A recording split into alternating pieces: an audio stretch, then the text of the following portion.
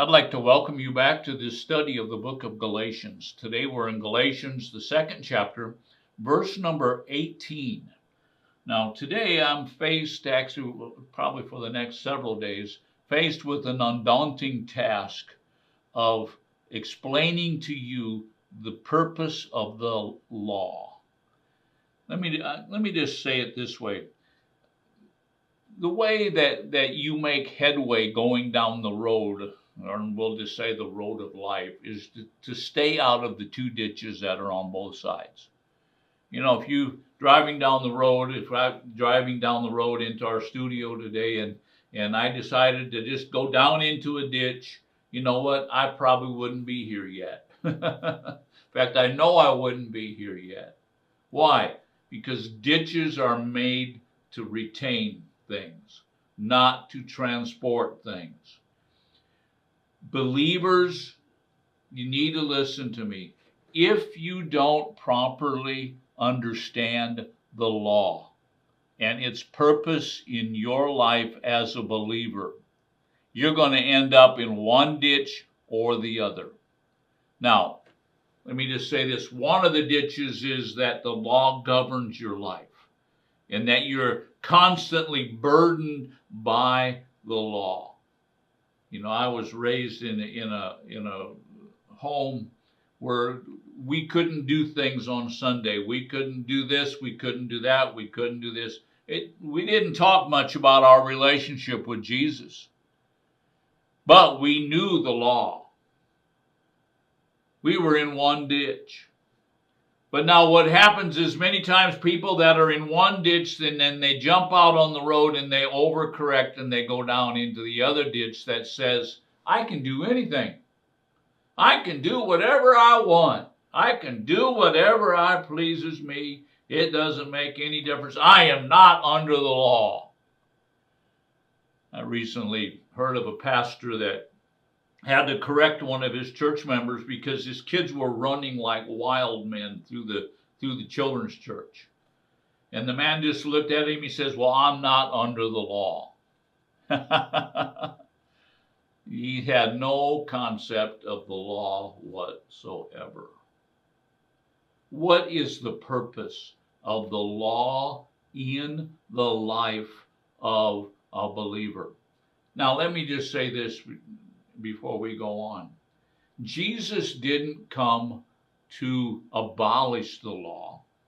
That's what it says in Matthew, the 5th chapter. I believe it's verse number 15. But he came to fulfill it. Now, people say, well, the law's fulfilled. I don't have to mess with the law. I don't have to be concerned with the law anymore. Yes, you do. Because the law is your teacher. It's teaching you right and wrong. And if you don't listen to the law, you're just going to go right off into a ditch and you're not going to make any progress in your Christian life. We need to understand that Jesus didn't come to abolish the law. He came to fulfill it. And that word fulfill there means to bring it to a full level. In other words, Jesus lived perfectly. But if you look at the teachings of Jesus, he didn't just live perfectly. He actually brought the law to a higher degree. He said, you know what? If you think in your heart, if a man lusts in his mind or in his heart for a woman, he's committed adultery. He actually took the law and made it into the law of love. Wow, what a concept. But that's what the Bible teaches. Now, we're not teaching on the law except for we're teaching out of the book of Galatians. And the Apostle Paul has had a fight with Peter. And the fight with Peter was over the law. And so Paul asks a question here in verse number 18. And he says this, he says, for if I rebuild what I have once destroyed, I prove myself to be a wrongdoer, a transgressor. What's he saying? He's saying if I rebuild, in other words, if I go back and reconstruct something that I've already destroyed. Now, we need to take a look at a couple Greek words here. This word rebuild, it means to be a house builder.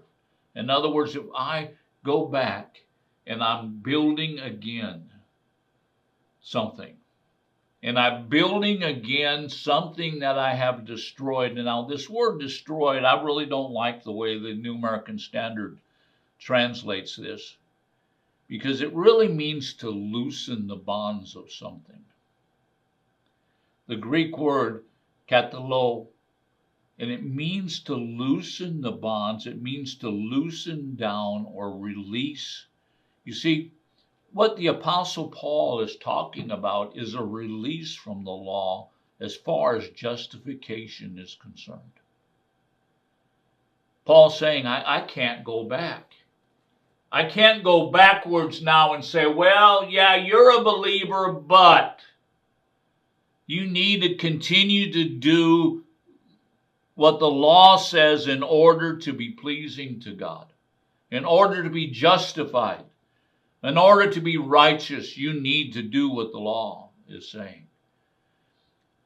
Paul says, I would be a wrongdoer. I would be a person that's doing wrong.